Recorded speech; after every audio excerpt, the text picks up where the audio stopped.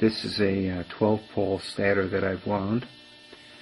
As you can see, there's a different coil here. This coil and this one down here are the trigger coils, and they're wound with 300 turns each, so I have a 600 turn trigger, and the other 10 legs are wound with 100 turns each to give me a 1,000 turn power coil. The magnets in the stator were picked for their size and their strength and oriented to give me the best run that I could with the least amount of current. I'll just put it on here right now.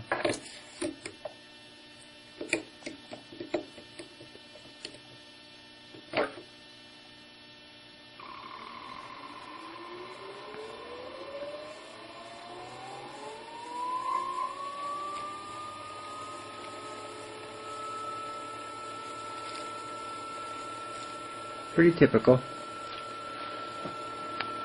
I'm running this right now with the circuit on my other motor, and have a little 12-volt battery here. Running at 12 volts, 12.6. But this is what you might find interesting.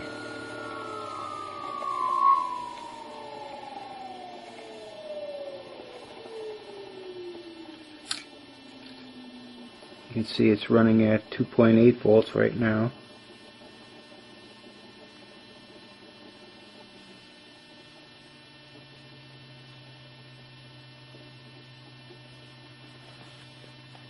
There's 1.9 volts. And she's still running. So right now it's running at 1.9 volts. And using 20 milliamps. So, pretty slow, but it'll still charge the battery at that. That kind of makes me think that you could probably run one of these with a solar cell or some other really low voltage device. That's 2 volts and 20 milliamps running right now. Okay, here's where the fun begins though. You can see over here I'm running at only 3 volts. Motor's running pretty good. Take a look at the scope reading. The probe right now is set at 10x, and I'm getting a spike that's probably, let's see, 250 up to 300 volts. Now, check this out. I'm going to turn the power supply off.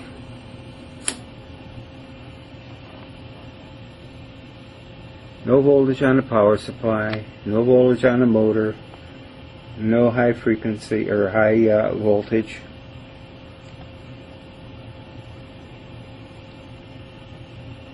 Watch what happens when I spin the motor. I don't know if you can see it. I'm hoping you can see the spikes. They're at over 200 volts. Now, what I'm going to do is just run the motor up a little bit with a Dremel tool. I have this wheel here that'll spin it just a little bit.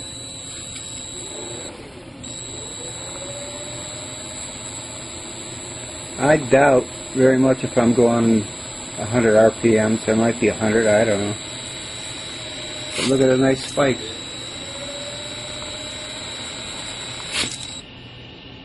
Okay, so now I hooked up this big old capacitor to the input of the Bedini circuit in place of the power supply. I've got my transistor hanging out here because sometimes I like to switch them, try something new, but for now it'll do. Okay, so now I'm going to run the motor up again with that capacitor in the circuit.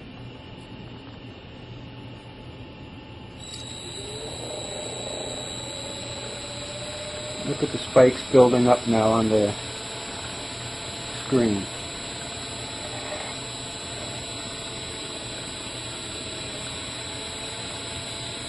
Once again, that motor isn't really turning very fast, probably a couple hundred RPMs. Nothing lighting up here. And it's actually charging the capacitor. I've tried this before and it'll discharge.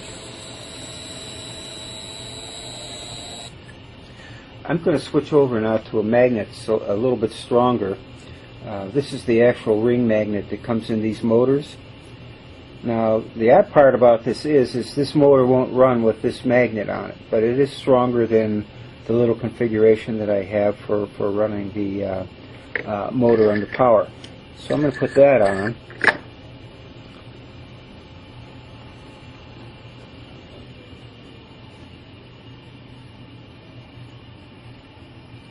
And this really starts getting some voltage going. If I run it,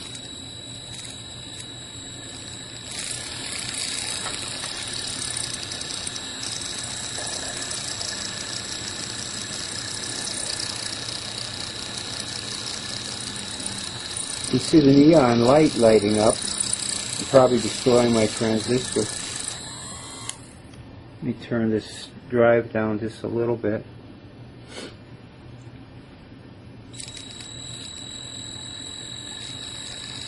This is all the faster I'm going. I doubt if it's 100 RPMs. And you can see the neon bulb going. And here you can see the spikes are 250, near 300 volts.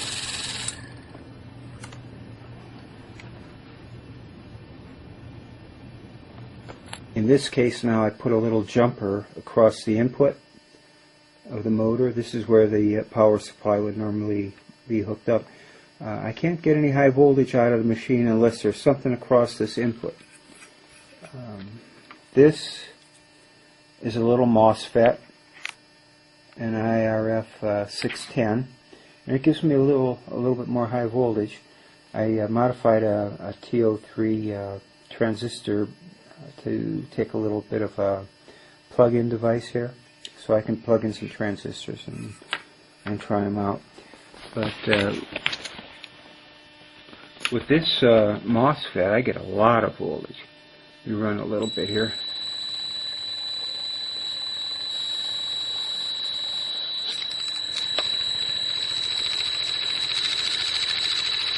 But those spikes are at about 325 volts, something like that.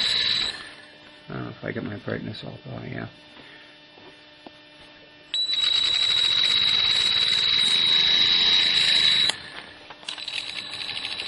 Neon bulb is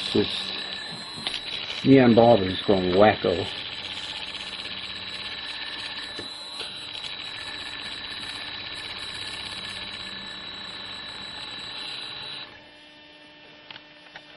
So there you have it. I'm not sure what's going on. It sure makes me have thoughts about what's going on with the circuitry.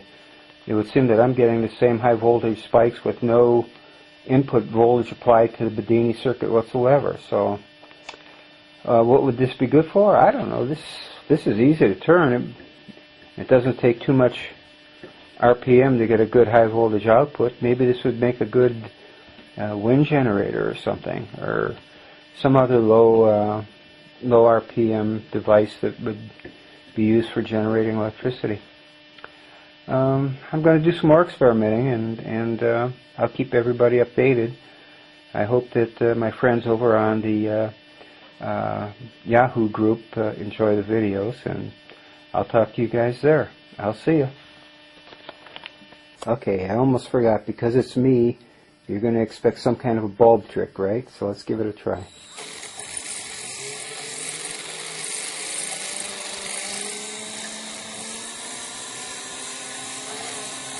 There you go. There is some high voltage there, so it may not be all that special, but it's there.